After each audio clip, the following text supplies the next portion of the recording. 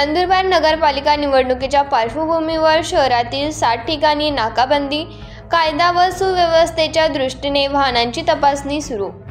नंदुरबार येथील नगरपालिकेच्या निवडणुकीसंदर्भात शहरातील विविध ठिकाणी वाहन तपासणीसाठी विशेष पथकाची नेमणूक निवडणूक निर्णय अधिकारी अंजली शर्मा यांनी केली आहे।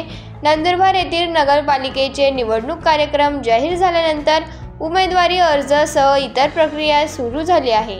त्या पार्श्वभूमीवर प्रशासनामार्फत शहरातील तळोदा रस्त्यावर नळवा रस्ता, धुळे रस्ता, नवापूर रस्ता, साक्री रस्ता, शहादा रस्ता, भोणे रस्ता, धानोरा नाका या परिसरात नाकाबंदी करून वाहनांची तपासणी करण्यात येत आहे। यासाठी कर्मचाऱ्यांसह पोलीस कर्मचाऱ्यांची नेमणूक करण्यात आली आहे।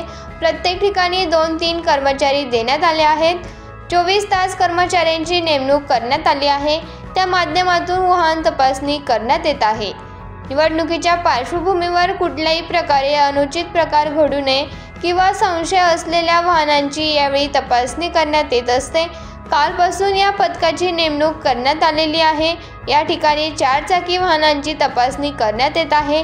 कायदा व सुरक्षेच्या दृष्टीने सदर तपासणी करण्यात येत असल्याचे प्रशासनातर्फे कळविण्यात आले आहे।